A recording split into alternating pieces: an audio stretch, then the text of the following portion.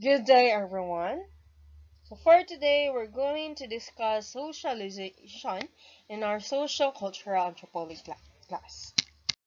So, the social processes that help newcomers to society who become aware of social norms and values and create a distinct sense of self is called socialization.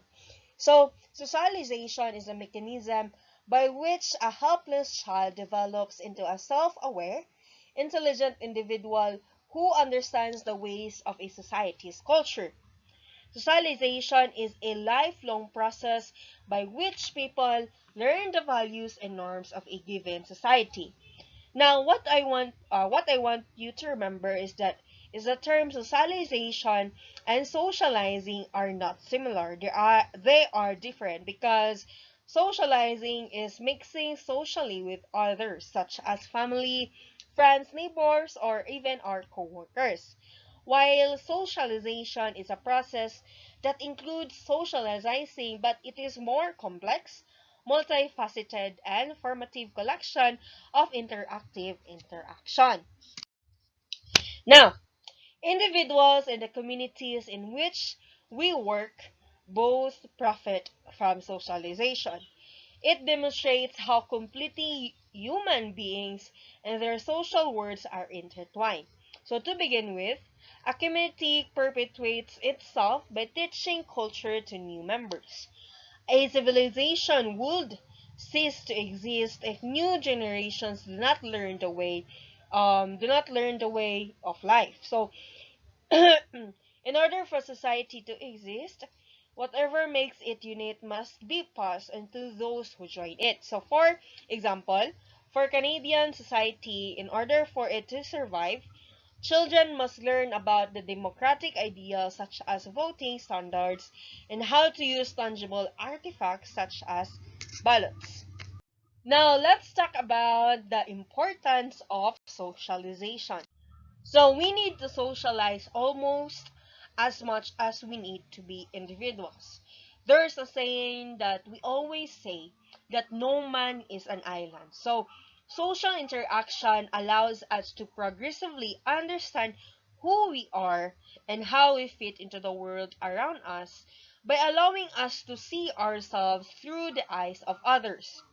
Furthermore, in order to work effectively in our society, we must learn the fundamentals of both material and non-material culture, including, for example, everything from how we dress to ourselves, to what is proper clothing for a particular occasion, to what or when we sleep on, and to what is deemed appropriate to eat for dinner, and even to how to use the soap to cook from it. So, and I think this is the one that we must remember on why socialization is very important, because without socialization, we simply have no selves and we're unable to act in social situations. Now let's talk about the agents of socialization. Let's talk about who these people are and what are their functions. So the first agent of socialization is the family. Mothers and fathers, siblings, and even our grandparents, and as well as our extended family members, they all teach their children on what they need or what are the things that they need to do. Socialization entails teaching and learning about an endless variety of things and concepts. As you are aware from your own experience as a child, or your role in helping to raise one. Now, the next agent of socialization is the peer groups. These are made up of people who are similar in age, social class, and have common interests. Peer groups socialization occurs at a young age, such as when children play on the playground, and it teaches younger children how to take turns, play a game, or even shoot a basketball. So this process continues as children mature into adolescence. Adolescents value peer groups in a way as they begin to form their own identities away from their parents and assert their independence. Furthermore, when children participate in various forms of activities with their peers than with their families, peer groups have their own opportunities of socialization. Adolescents' first significant socialization encounter outside of their communities occurs in peer groups. And surprisingly, studies have shown that while friendships are high in adolescents' priority list, parental control mitigate this. Now, the next type of agent of socialization and the last type of agent of socialization for this topic is the influence of our culture's social structure.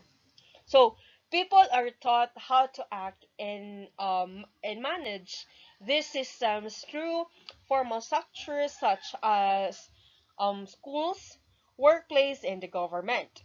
Other organizations such as the media aid socialization by bombarding us with messages about aspirations and norms. Students are not just in school to learn algebra, to read, to learn about science and other subjects, which is the system's stated purpose. Schools also often serve as a societal purpose by socializing children through behaviors like working in groups, sticking to a timetable, or using textbooks. School and classroom rituals, which are led by teachers who serve as role models and mentors, reinforce what society expects of children on a daily basis.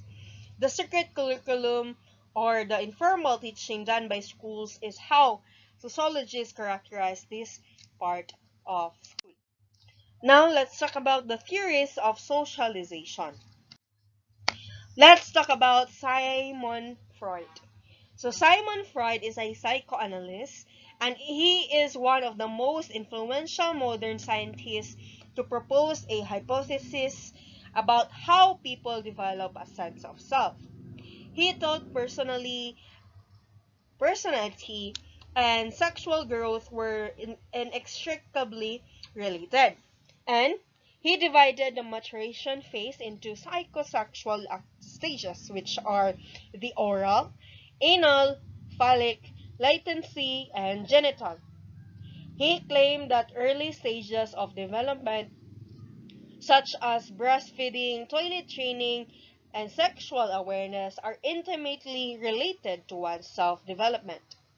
He said that failure to properly engage in or disengage from a point has emotional and psychological ramifications in adulthood. The next theory of socialization is from Erik Erikson. So, Erik Erikson is a sociologist who developed a theory of personality formation based in part on Sigmund Freud's work. So Erikson, on the other hand, believed that the personality evolved over time and that it was never completely done, beginning with birth and ending with death. His theory involves 8 stages of development, wherein people go through these periods in their lives, and unlike Freud, who focused on psychosexual phases and basic human urges, Erikson emphasizes more social dimensions of self-development, such as how we compromise between our own base impulses and what is socially acceptable. Now let's move forward to Jean Piaget. Jean Piaget is a Swiss child psychologist who focused on the role of developmental social experiences. So Jean Piaget saw self-development as a negotiation between the world as it appears in one's mind and the world as it's experienced socially. So the next type of socialization is the contribution of Lawrence Kohlberg. So Lawrence Kohlberg was fascinated on how people learn to distinguish between right and wrong. So to better understand this topic, he established a three-level theory of moral development, which are pre-conventional, conventional, and post-conventional. So, young children who lack a higher degree of cognitive capacity perceive the world around them solely through their senses in the pre-conventional stages. And as adolescent, there is growing understanding of others' emotion, and teens began to take those into consideration when deciding what's good and what's bad.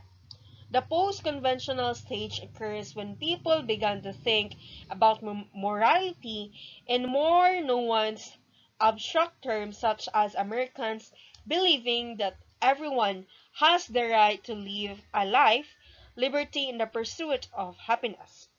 At this point, people are also aware that legality and morality do not always coincide. So, morality is a very broad term that describes how people learn what society considers to be right and evil or wrong, which is really critical for a well-functional society. So that is all for today. I hope that you learned something on our socialization topic. I also hope that you were able to recall the learnings that you have encountered when it talks about the theories of socialization. So that is all for today. I hope that you learned something, and thank you for listening. Goodbye.